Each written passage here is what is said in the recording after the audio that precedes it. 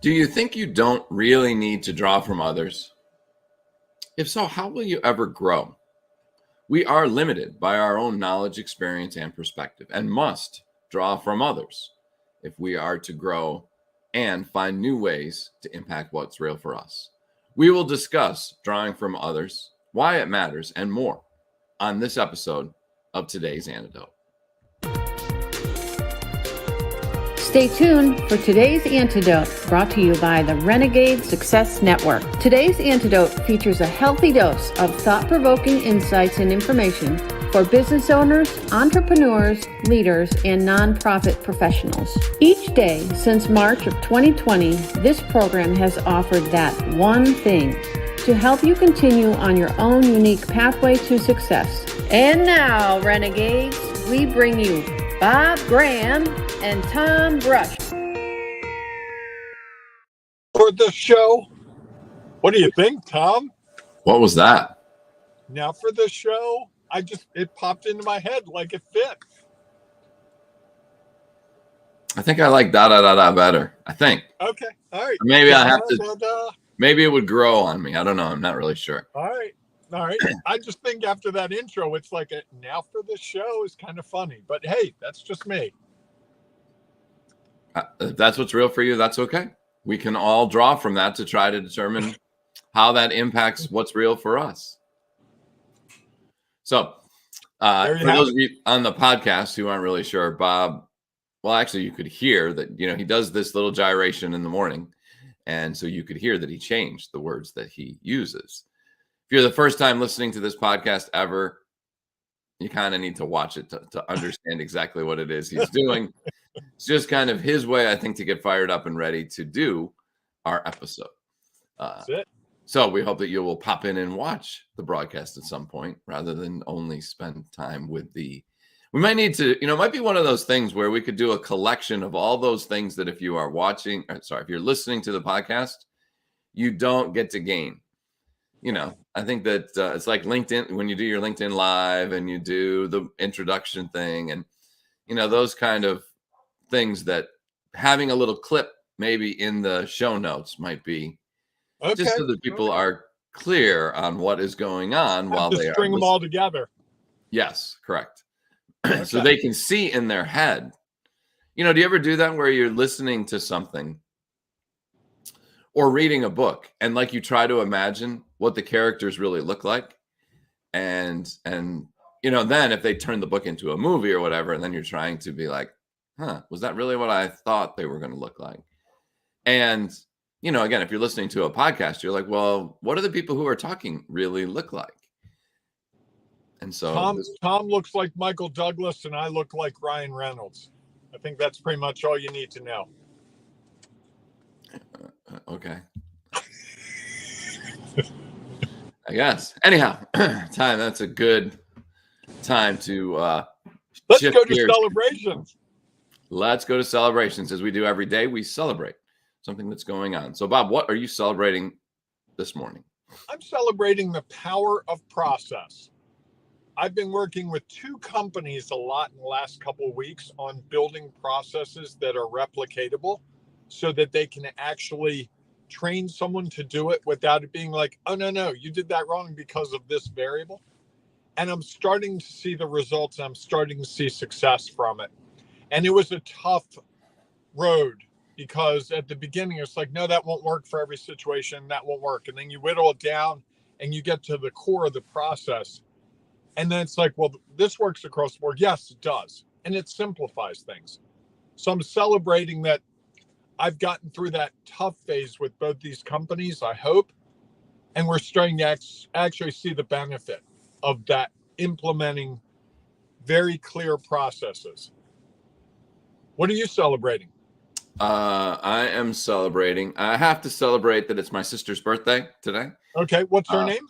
Her name is Mary. I'm not sure that she has ever listened to our episode, Happy birthday, Mary, if you're listening. Correct. So I will just go with that. Celebrating family members' birthdays. She is my older sister. Okay. So we're clear on that. But that's my celebration for today. Okay. Have you got anything for our renegades, or am I diving into a random dive page? Into the book? I like when you and I love when you read it. And if we string all these clips of you reading it together, maybe we'll have the whole book read. Possibly. What page? Pick a page. 31. Page 31. So the book, again, is, I have to figure out how to do it, The Renegade Way, written by Bob Graham. It's a great, if you are looking to figure out what it is to be a little bit about a renegade and how to follow that, this is a great book for you to read. Let's see. The pull of a full-time job. Okay. Small businesses may close because the owner takes a full-time job or gives up and can't figure it all out. Business owners in many fields sometimes become drawn to the perceived ease and safety of a full-time job. Sometimes their clients entice them with sweetheart deals. That pull of working for someone else seems attractive when compared to hours upon hours of sleep they have lost, the constant struggle to meet payroll and other expenses, and the never-ending list of challenges. When they start feeling powerless and incapable of overcoming these challenges, they look for alternatives and consider taking a full-time job. So I think that is, I would imagine that's something that every organization, every small business owner, entrepreneur, and even leaders, I think, go through, where they thought this was where they wanted to be, and then they get there and things are different than what they imagined. And I think it's interesting that how this ties into it is that one of the best ways to overcome some of that is to draw upon others, to figure out how they have gotten through those challenges or how they can help you figure out how to adjust to leadership challenges that you never imagined, that you thought, oh yeah, being the boss is great, or being the leader is great, owning my own business is great. And they are. It's just hard until we've had the knowledge, experience, and perspective to better understand what that position requires. And I think so often when we first get in it, we feel extremely overwhelmed because we were not prepared or we're not aware of all the things, which could we be? If we had never experienced it, how would we know? Yes. So I think that's a good reminder, is that you are going to get to those spots where things are going to get hard. And you can make the choice to go back to something else that's safe, stop being the leader and just go back and take a role where you're just doing the job. Give up your dreams of owning a small business or being an entrepreneur and go back to working for someone else. The sad part about that is that what ends up happening is you go back to where you were before, wondering, why did I do this? This is why I didn't like this role. This is why I was looking for something else. And so the opportunity, if you choose to do it, if you really want to stay where you thought you wanted to be, is to draw from others, to understand what they know. And maybe that's one of the reasons why it's so important, which is what we're going to talk about today, drawing from others and why it matters. So based on that, Bob, do you want to shift gears on it or carry through on that thought? I'm going to shift gears. Okay. But thank you for giving me the option. So I want to give two examples of drawing on others because I saw them over the last couple of weeks. I have a nephew, Chris, who's married to Jordan, who does some work with us. And Chris, I don't know, maybe 2, 3, 5, 6 months ago, was talking to me about a proposal he wanted to write to improve things at his job. He works at a university. And his proposal made perfect sense. We talked through it. He sent me a draft of it, and I sent him some feedback. I've done these types of things. Gave him the feedback. He embraced it, submitted it. And yesterday he called me and said, hey, Uncle Bob, I got the job. I got my budget approved.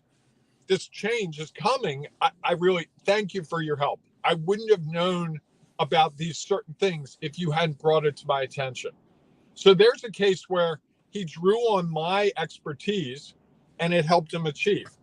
Then yesterday, I was in a car with someone listening to a phone conversation, and he was talking to someone in a similar industry, and they thought they could do some business. It didn't work out, and then they started talking about labor. And the one person started sharing with the other person his secrets to getting labor. And the person listening was all ears.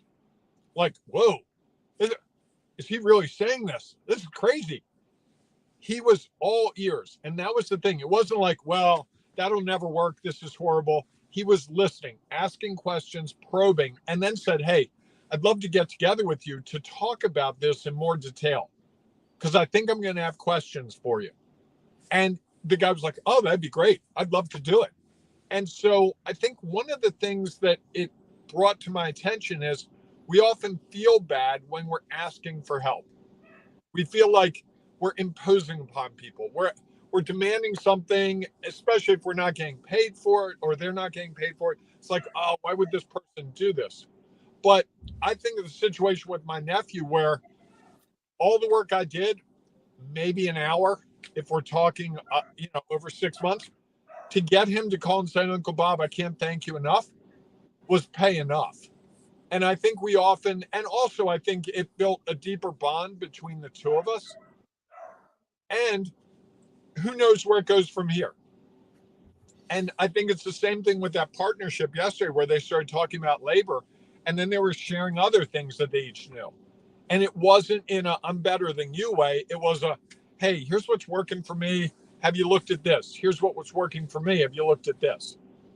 And I think that mutual benefit comes from that idea of the law of attraction, that there's enough out there for everyone. Because neither of these guys were like, I don't really want to tell you exactly how I do this, because if you know the magic, you're going to get all my customers. There was never a discussion of that. Not a word of it. Didn't even permeate it in any way. And I think that openness, like, I want you to succeed, and if you can help me succeed, is great. And I think that's really the ultimate when we're drawing on others, is how can we do it mutually? And the mutual part can be, if I give to you, I feel good about giving what I know to you. And that might be enough. Does that make sense? It does. And I think that there's things about it that, if we aren't willing to listen or share with others, how can we ever grow? Because we're only Right. going to know what we know. I think and I think that we sometimes feel like what we know is something that nobody else could really help us. Well, you don't really how many times do you hear somebody say, if you say, hey, I see you're struggling with something, could I help? And they're like, well, you're not really going to understand. You don't know my Or industry. you don't know my industry. You don't see what's happening. And I think that we believe that the only people who can help us are the people who are in the same space as us. And I think, as we talked a little bit about last week, is there's something about those people who have an outside perspective that is different, that provides them with some insight, some knowledge, experience, or perspective that could be really beneficial for us. Yes. Is it great when you can talk to somebody who has some experience in your industry, like the two people who are talking about how to find labor? And at the same time, even though you're in the same industry, you've done different things. And so while sometimes you may have already tried what somebody else has done, and you feel like, well, why would you share that? Or, I think that's one of the challenges on the other side, is you go and you think that everybody knows everything because you're in the same industry. When in reality, there are likely little things that everybody does a little bit differently because we're all unique. And so I think that, unless you never want to change, you always want to stay exactly the way that you are, you're going to draw from others, and it's going to matter because it's going to impact who you are and what you're trying to do. And I think that when we shut ourselves off to feeling the need to draw from anyone, that is when we are going to find ourselves getting stuck, frustrated, overwhelmed, all those things that slow people down, or that get them feeling like, as we talked about in the book, I wish I could go back to something different. I wish I could go back to somewhere where it didn't seem as hard. Well, it didn't seem as hard because you had been through it and you understand it and you knew what it was like. And so it wasn't like this was a brand new experience where you're trying to do something that you've never done before and you didn't really know a whole lot about. How could you have? You had never experienced it. You didn't have any knowledge of it. So I think that's, again, I think when it goes back to why it matters, is that it's just such a critical part of our growth and development that we take from what others are able to share. And I think, so often you talked a little bit about if you're giving and sharing and all those things. And I think that so often we worry that, like in that situation, the one person listening to someone talk about labor after they had already decided that they didn't really think there was an opportunity to be in a partnership might feel like, oh man, this person is sharing this great information with me. What do I have to do to give back? And I think sometimes that holds us back from, because we feel like we don't have anything. If you have someone has more experience, knowledge, or perspective than you do, and they share something with them, you're like, oh, what do I have to do to repay them? And I think that that slows us down from gathering it. Rather, just celebrate the fact that they shared it. And wasn't that great of them to do? And maybe there's the responsibility then for me to share the knowledge, experience, and perspective I have with someone who doesn't have it.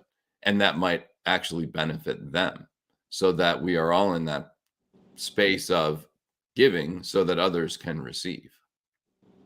Right. Which gets to the Go Giver book that we both really like by Correct. Bob Berg. Yes. I want to go back to something you said, Tom. You said something about if we don't want to change and we want to stay the same. But I would argue that it's impossible to stay the same because the stimuli coming at us each day is different. If you thought your company was perfectly set, you were getting products from China and everything was great 2.5 years ago, I guarantee today you've been through a tough 2 years. Everything was humming along. Now you've got to deal with the different supply chain and tariffs and customs and all kinds of stuff that 2.5 years ago you didn't have to worry about. And I think that's the case every day. I'm finding more and more when I get up each day, I don't know what the heck is going to happen. It's not predictable. It's not replicatable. Yes, there are things that happen every day. And as I go back to the idea of processes, that's the value of a process, so that the things that can be the same are the same. But you have the day where the power's off in your building. You got to deal with it. You have the day where, I don't know, I was working with a company and their credit card machine wasn't working. So they were trying to scramble and figure out, how do we take credit card information on paper? And there were young people who had never done that. Because I'm like, don't you have one of those things that you slide the credit card over? And they're like, what are you talking about? Yeah, no.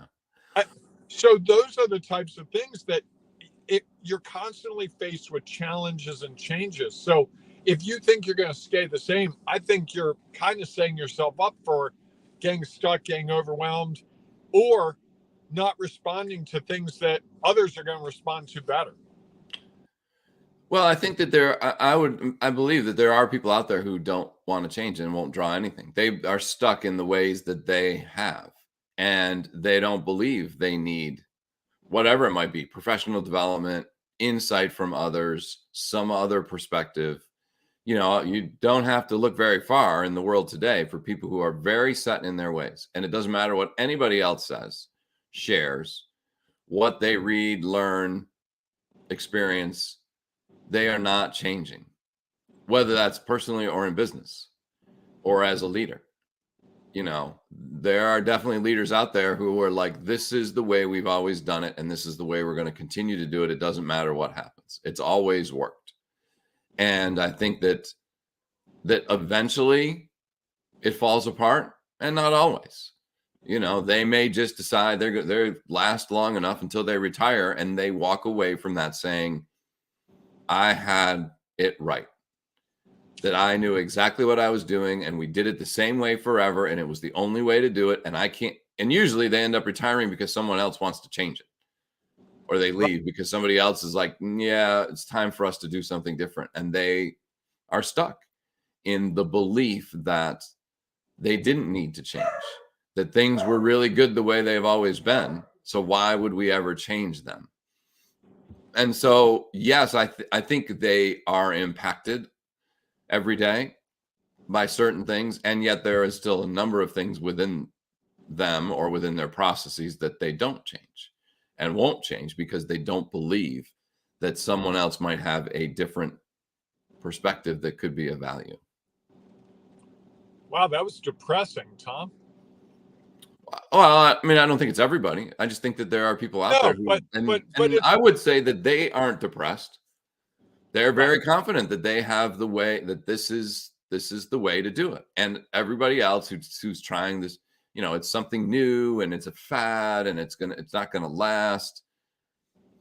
They're very comfortable in that space. And I think that because they are looking at how others need to adjust to be like them rather than them to adjust to all the change that is going on around them. And I I think also that think there are industries that are that way as well. certainly there are. And, There's no doubt. it's a follow the leader aspect. Why would Yes. I change this? Because everyone's still doing it the way we've always done it. And because they might be having some success and that you may think they're doing it the way you've always done it. And yet inside, some of their processes might be different. They might have other things that they are sharing with their team or with their organization that makes it different, even though from the outside, it appears they're still doing the same thing. You could argue that some organizations that when they get large enough, well, they're always advertising on TV or they're always buying ads in magazines and newspapers. And that seems to be working for them. So that seems to be the best way to go. So we should do that.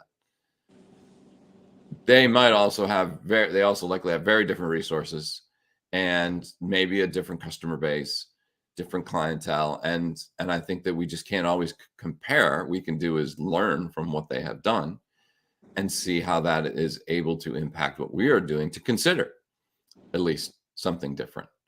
And I think it's those who don't want to even consider it that are out there and that lead to a lot of organizations becoming stuck because they're not sure what to do because no one wants to change. Or the people with the renegades within that organization, the people that want to change are constantly shot down. Or leave. Right. Well, because they got shot down enough. And it's like, well, I know this idea might help us move in the right direction or a different direction. And I've been in situations where you hear that 5, 6, 7, 8, 9 times. And you just, you know what? I can't deal with this anymore. I'm going to go elsewhere where they want change, where they want a little bit of renegade. And that's what we're really talking about. If you're a renegade, then you're looking at the opportunity. You're looking for opportunities to change. You're not sitting and saying, the way we're doing this is perfect in every way. You're actually saying, what can we improve today? What can we improve tomorrow? How can we better serve the people we're serving, whoever they are? Right, because they're all unique. And so we're not going to be able to serve everyone exactly the same way and get the same results. You can still get good results. You're just not going to get the same results all the time because, McDonald's works. There are people who still continually go back and because they know exactly what they're getting and when they're getting and how they're getting it. And yet some people sometimes they don't. And so now they're dissuaded, or others are like, I see the model. I understand why it works. It doesn't work for me. And so I'm going to do something different or go somewhere different. And I think that's the challenge, is that you sometimes can do all of that and still get the results. Although I think if you even looked at an organization like McDonald's, you would assume they're serving the same hamburgers they served however many years ago when it was founded. And yet they're doing a lot of things very differently in an effort to stay up with all the change that is happening around them. And some of it is they've drawn from other organizations. I'm amazed how many organizations or businesses you can go into now where you don't have to interact with a person. You just go in and place your order, or you pick up your items, you go over, scan it, and you walk out and you're all set. And I think that's a very different experience than what many would say is, well, you have to have somebody taking their order. You have to have somebody who's plugging into the cash register. What if they just walk away and don't ever pay for it? Well, then you build in other processes to help manage that. So I think that there is, for those people who think things should never change, as you said, there is change happening all around them.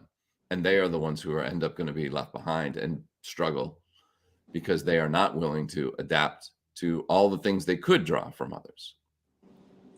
I would agree. So, Tom, what's the one thing today when we talk about this topic? You beat me to it. I think when I think about drawing from others and why it matters, I think it matters because things are changing. And we need to be able to understand that change and how it impacts us and the people around us. And if we aren't willing to draw from others, will never notice that change. You'll be like the leader that you may have had in your organizations who's been in that position for 30 years and has done things exactly the same way that they used to do them. And, takes their coffee break at 9:15 and goes out to lunch for 30 minutes, or they pack their little brown bag and they always come in and they never do anything different. And that's okay. That's their choice. Likely, though, they are going to lead that way. And so as new people come in, who come in with fresh ideas and new thoughts and new challenges, they're likely going to struggle to lead with them. And so I think it is just imperative that we draw from others. We don't have to always change based on what we draw, but I think that it's very important for us to be aware and to take something, as I said yesterday, from every interaction and see how that impacts what's real for us. Yeah, I was going to say, I think it's really considering what others have to offer us that may or may not be there at the moment. Like there are things that people have said to me 2 or 3 years ago that suddenly clicked for me in the last couple of months. Like, whoa, now I know what. Oh, that's what that was all about. And I think that's it. If we're processing things, it's not always what we hear in the moment. Sometimes, yes, the person gives you a great suggestion in the moment, but sometimes it's just something to put in the file and draw on when you need it. I had a boss. I'm in the rain, right? I'm not in the rain, but outside it's raining. And I had in journalism school years ago, one of the teachers had been a journalist and he said, always carry a pencil. I'm like, I like using pens. He's like, always carry a pencil. Why? Because when it rains, a pencil will still write on your notebook. So I'm a journalist for a couple months. First time I'm out in the rain, writing about a fire. I've got my pen, no pencil, can't write notes. Next time, have a fire. I've got a little golf pencil, the really short ones. Works like a charm. One of those things that it was really good advice, but at the moment I heard it, it didn't matter to me. It wasn't valuable. Right. But after I had the experience of, whoa, this doesn't work. Now I'm drawing on that experience. And I think that's available to us as well. And that's Certainly. why it matters, because if you're constantly absorbing that information, it's going to come out when you need it. And it's going to help you when you get stuck, and you can draw on the experience. I really think as you get older, I think for both you and me, we're old enough now that we can overlay a lot of our prior experiences on current situations. I rarely get a situation where it's like, well, that never happened before. Usually it's either I went through this way and this is what I did. It worked. It didn't work. However, or I didn't go through it exactly, but this is really similar. And you might be able to draw some information from that.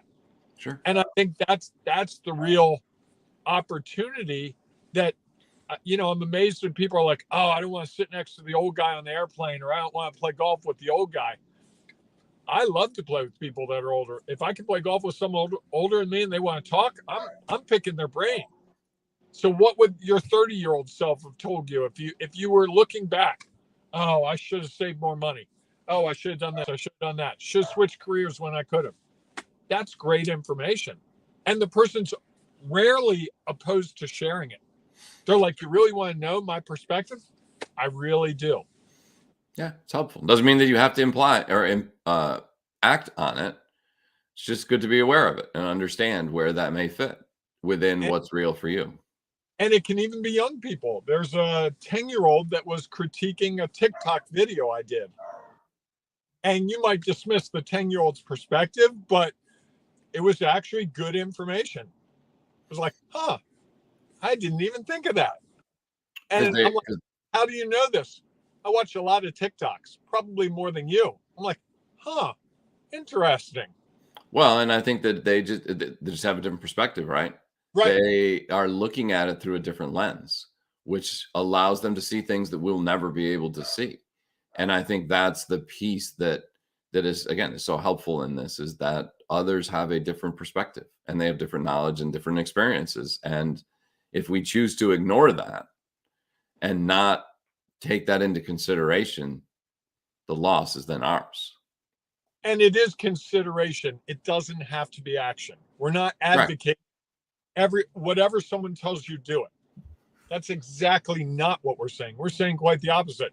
Consider it, put it into the hopper, evaluate it, and then maybe it works, maybe it doesn't work. Or what I find is often you cobble together what 4 people said to you, and you find a solution that's part of what she said, part of what he said, part of this, part of that.